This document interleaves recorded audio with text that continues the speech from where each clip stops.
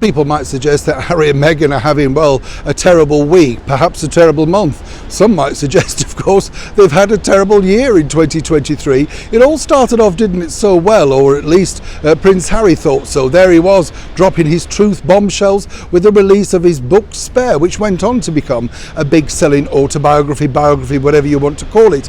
Of course, it was all called out as toffle and, useless and all that sort of stuff because there were so many flaws in it, more flaws than Swiss cheese, weren't they? But of course people don't care, it's just gossip, and Harry literally went on TV, things like the Stephen Colbert show, the ITV sit down, to back it all up. It was his truth. That's the mantra, of course, that was, shall we say, put together by Oprah Winfrey. Fascinating stuff, as you can imagine.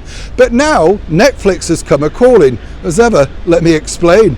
Hi, good morning, how are you? Nice to see you today. Yes, we'll have a wave. You all right?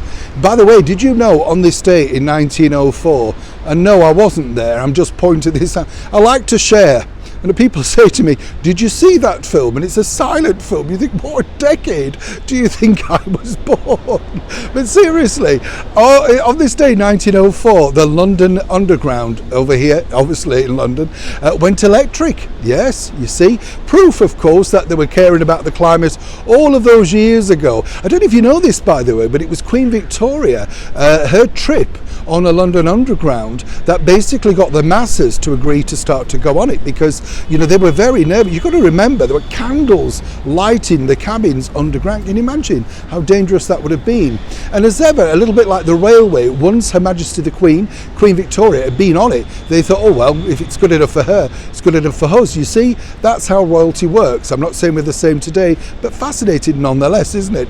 Back as ever though, to your royal breaking story of the day. Yes, just under a year ago now, or should I say over a year ago, we were all delighted, were we not, in the docu-series from Netflix, Harry and Meghan. It was an event, it wasn't a docu-series, how dare you, It was so, well, I mean, the world would stop spinning on its axis, wasn't it? What an absolute sort of fun thing it turned out to be, in the sense of that, really, you couldn't paint yourself in a worse light. Meghan Markle's curtsy, Prince Harry waffling on, they just seemed to be whinge festers. But of course, Netflix were delighted, one of the biggest streaming events that they'd had in a long time. Finally, they could say they were seeing some return from Harry and Meghan. Then what followed, of course, was that business show that nobody watched and a lot of people were very dubious about. And then in the summer, late summer, the Heart of Invictus. A noble gesture, but didn't exactly set screens alight. You get the picture.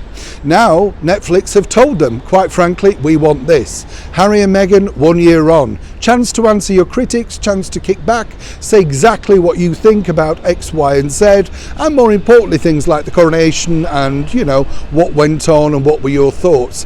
Difficult times, let me tell you, for Harry and Meghan.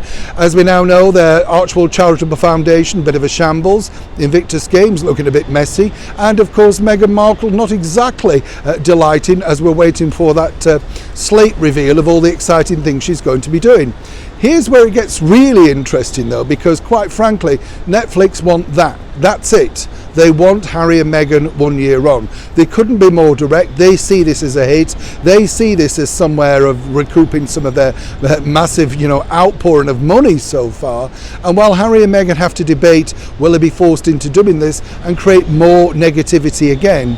As I said to you at the very start of this, I think about 2 years ago now, Harry and Meghan, when you sign to a big organisation like Netflix, yes, you get the money, but you sign your life away. And very quickly, they come a-calling. And suddenly, if you're not on top of it, as Harry and Meghan are simply now not, with all their depleted ventures, then they can put the thumb screws on it. And that's exactly what's happening right now.